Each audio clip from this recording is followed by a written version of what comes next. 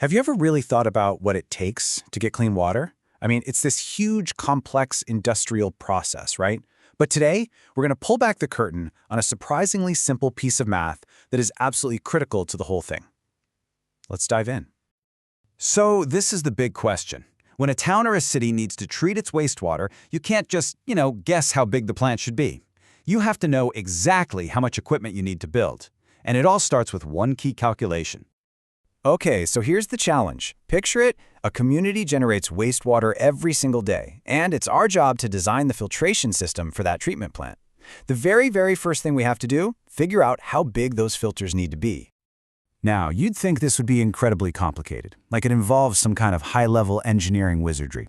But what's so cool about this is that the core of the whole thing, it just boils down to a simple formula that honestly, anyone can get their head around. So before we can even touch the formula, we need to get comfortable with two key terms. Once you really grasp these two ideas, flow and flux, the rest is actually pretty easy. First step is flow, and it's exactly what it sounds like. It's just the total volume of water that the plant has to treat over a set amount of time. Think of it as the total amount of work the system has to do. So in the example from our source material, the plant has to process 10 cubic meters of water. But, and this is super important, it's not running 24/7. It only operates for 20 hours a day. That time part of the equation is crucial. So let's do the math real quick.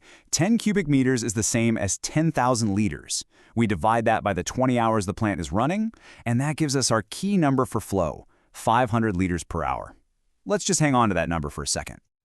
All right, now for our second term, flux. This one's a little more abstract. It's not about how much water you have, it's about how fast that water can get through the filter. It's basically a measure of the filter's efficiency or its speed.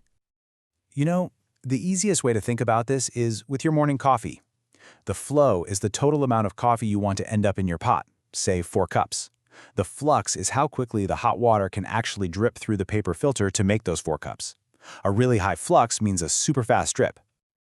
Okay, so we've got our flow. That's how much work we have to do. And we've got our flux.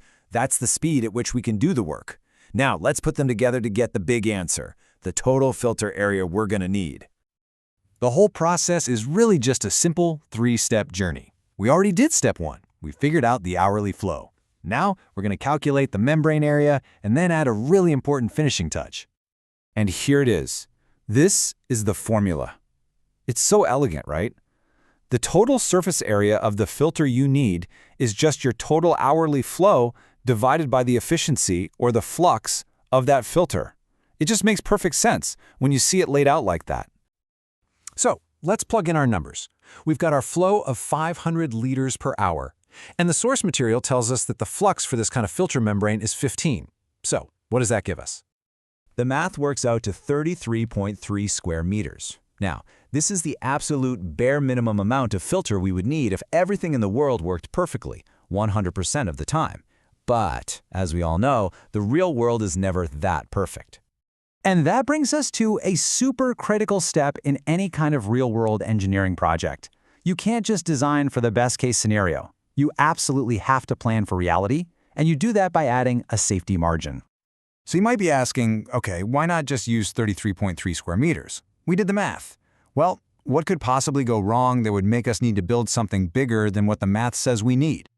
Well, a whole bunch of things, actually. Over time, these membranes get clogged up with gunk. It's a process called fouling. They also just get old and less efficient as they age. Plus, you need to be able to take parts of the system offline for maintenance without shutting everything down. You just need extra capacity to handle all this stuff. Luckily, engineers have standard practices for this. A totally typical design margin for systems like these is 20%.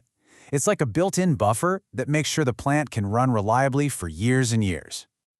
So, we take our perfect world number, that 33.3 square meters, and we multiply it by 1.2. That's how we add that 20% safety margin. This is it. This is the final step in our calculation.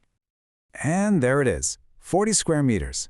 That's the answer. That is the final number the engineer puts on the design spec. It accounts for the workload and for all the messy realities of operating a plant in the real world. Okay, let's just step back for a second. We went from a community's basic need for clean water through a couple of key terms and landed on this final concrete number. But what does that number actually mean in the real world? It's pretty wild, but this one number, 40 square meters, it directly determines the physical footprint of the filtration system. It tells you how many filter modules to buy, how big the building needs to be to house them, and of course, a huge chunk of the project's cost. It all traces back to that simple division and multiplication we did. It's this completely invisible calculation that has such a massive impact on our health and our cities. So maybe the next time you turn on the tap for a glass of clean, fresh water, you'll think about the elegant, simple math that helped make it all possible.